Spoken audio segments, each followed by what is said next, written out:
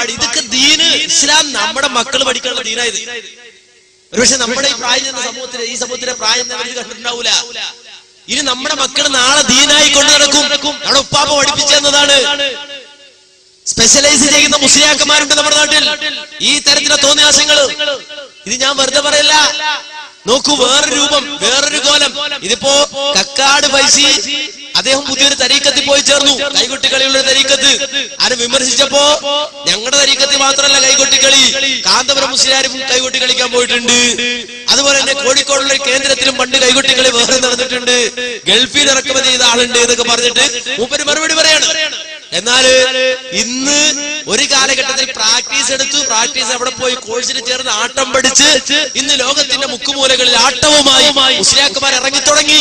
അത് ഇനി കാണാൻ പോണത് നമ്മുടെ നാട്ടില് മുസ്ലിയാക്കന്മാർ നവീകരിച്ചു കൊണ്ടിരിക്കുന്ന അന്ധവിശ്വാസങ്ങളുടെ പുതിയ ഭാവങ്ങൾ, പുതിയ ആട്ടങ്ങൾ കേട്ടോളൂ നിങ്ങൾ.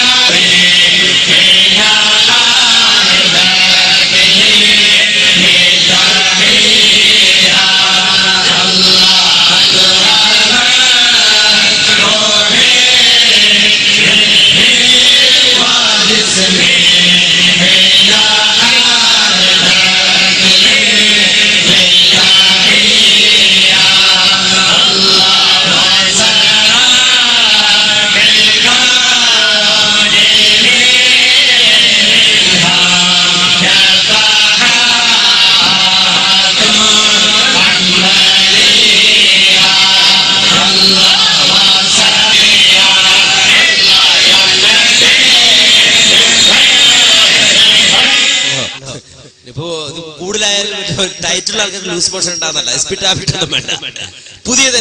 പുതിയതരം പ്രാപ്തി. എന്തായി കാണിക്കുന്നത്? എന്താണ് ഈ സമൂഹം? ഇങ്ങനൊരു പ്രവാചകനുണ്ടോ? ഇങ്ങനെ കാണിച്ച റസൂലുണ്ടോ? എന്താണ് ഈ സമൂഹം? എന്നിട്ട് ഇസ്രായേൽ പ്രസ്ഥാനം പുത്തൻവാദികൾ ഓരോരോ ആഴ്ചയിൽ ഓരോന്ന് പുതിയത്. കുറച്ചു മുമ്പ് ഇത് തുടങ്ങി വന്നിരുന്നു. കുറച്ച് ആൾക്കാർ, കുറെ ഓട്ടോക്കാരെയൊക്കെ കൂട്ടിയിട്ട്, സാധുക്കളെ കൂട്ടിയിട്ട് ദീനിന് വേണ്ടി വലിയ സേവന. അവ പുതിയ മുസ്ലിയാക്കന്മാര് ഇത് ആദ്യം കണ്ടപ്പോ എത്ര ദഹിച്ചില്ല, ഇത് അവർക്ക് പരിചയമില്ല. കുറച്ച് നല്ല ശക്തന്മാരായ കുറെ ആൾക്കാർ ഇങ്ങനെ കൂട്ടി നിന്നിട്ട് ഒരു പ്രത്യേക ദിക്റുണ്ട്, ഹോ എന്ന് പറഞ്ഞിട്ട് പ്രത്യേക ദിക്റ്. അതിങ്ങനെ പ്രത്യേക താളത്തിൽ ഉച്ചരിച്ചിട്ട് വേണമായിരുന്നു. അപ്പോ പുതിയ മുസ്ലിയാക്കന്മാർ ചെന്നാൽ മറ്റൊരു അടുപ്പിക്കൂല.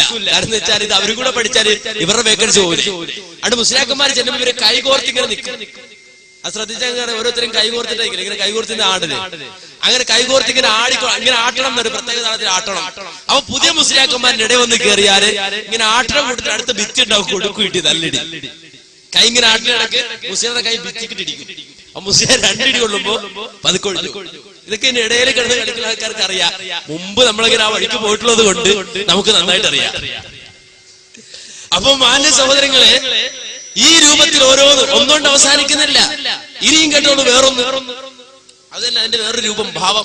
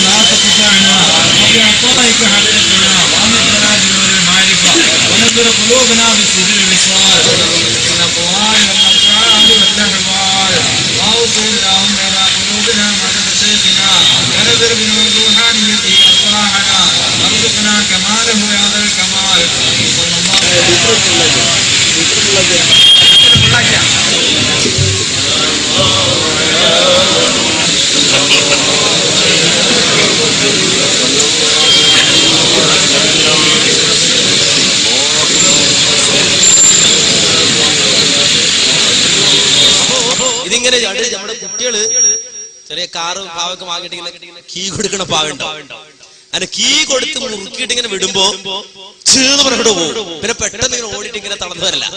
ഇതുപോലെ ഇങ്ങനെ ഇടക്ക് മുറുകയുടെ രംഗങ്ങളുണ്ട്. ഇടക്ക് ഇങ്ങനെ മുറുകും മുസ്ലിയാക്കന്മാര് എന്നൊക്കെ പ്രത്യേക ശബ്ദമൊക്കെ ഉണ്ടാക്കി മുറുകി അവസാനം പെട്ടെന്ന് ലൂസായി. പിന്നെ കെട്ടിപ്പിടുത്തവും മുത്തം കൊടുക്കലും പിന്നെ ഇടക്കുള്ള കൈമടക്കും, ആ ജാതി മുഴുവൻ പ്രവർത്തനങ്ങളും ഒരു തരത്തിൽ ഒരാൾക്ക് കണ്ടാലും സഹിക്കാൻ കഴിയാത്ത രൂപത്തിലുള്ള കോലം കിട്ടലുകൾ, ഇതൊക്കെ ദീനാണ്. ഇത് കണ്ടിട്ട് വേണം ആളുകൾ മുസ്ലിങ്ങളാകാൻ. നമ്മുടെ ഹൈന്ദവ സഹോദരങ്ങൾ ഇതൊക്കെ കണ്ടിട്ട് വേണം മുസ്ലിം ആകാൻ. ഈ സമൂഹത്തിൽ ഇവർ ചെയ്തുകൊണ്ടിരിക്കുന്ന സേവനം, ഇതിനെ എതിർത്താ പുത്തംവാദി അടുക്കണ്ട, ഓരോ മഹല്ല് വിലക്ക് കേൾക്കുന്ന, പിന്നെ ഓരോ പെണ്ണ് കെട്ടിക്കണ്ട. പടച്ചോരെ ഈ കൗമ പെണ്ണ് കെട്ടിക്കാരിക്കണല്ലേ. ഈ ജാതി പെണ്ണുകളാണെങ്കിൽ ആ കൊടുകൂലെ. ഇത് പഠിച്ചാൽ ഇത് സുന്നത്ത് ജമാഅത്ത് എന്ന നിലക്ക് പഠിപ്പിക്കപ്പെട്ടവരാണെങ്കിൽ ഇത് സ്വീകരിക്കാൻ പറ്റുമോ? ഇനി മാന്യ സഹോദരങ്ങൾ ചിന്തിക്കണം.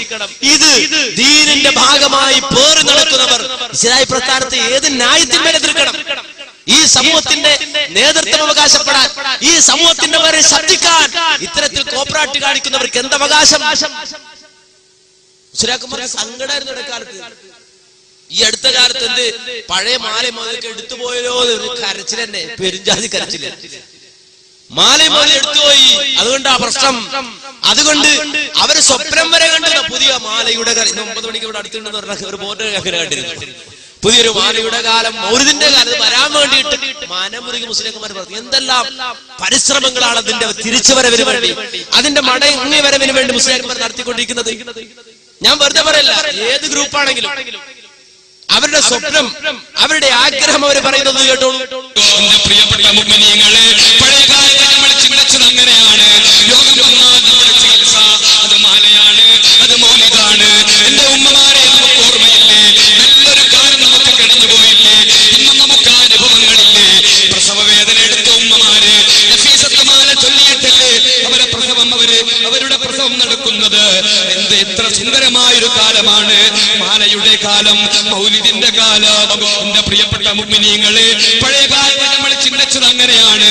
രോഗം വന്നാൽ നമ്മുടെ ചികിത്സ അത് മാലയാണ്, അത് മൗലിദാണ്. എന്റെ ഉമ്മമാരെ നമുക്ക് ഓർമ്മയില്ലേ? നല്ലൊരു കാലം നമുക്ക് കഴിഞ്ഞു പോയില്ലേ? ഇന്നും നമുക്ക് അനുഭവങ്ങളില്ലേ? പ്രസവ വേദന എടുത്ത ഉമ്മമാര് നഫീസത്ത് മാല ചൊല്ലിയിട്ടല്ലേ അവരുടെ പ്രസവം നടക്കുന്നത്. എന്ത് എത്ര സുന്ദരമായൊരു കാലമാണ് മാലയുടെ കാലം, മൗലിദിന്റെ കാലം. എത്ര സുന്ദരമായ കാലമാണ് മാലയുടെ കാലം, മൗലിദിന്റെ കാലം. എന്താ കാര്യം? അന്ന് നമ്മുടെ ഉമ്മമാര് പ്രസവ വേദന എടുത്താല് അവരുടെ ചികിത്സ നബീസത്ത് ബീവിയുടെ മാല ചെല്ലലായിരുന്നു. അങ്ങനെ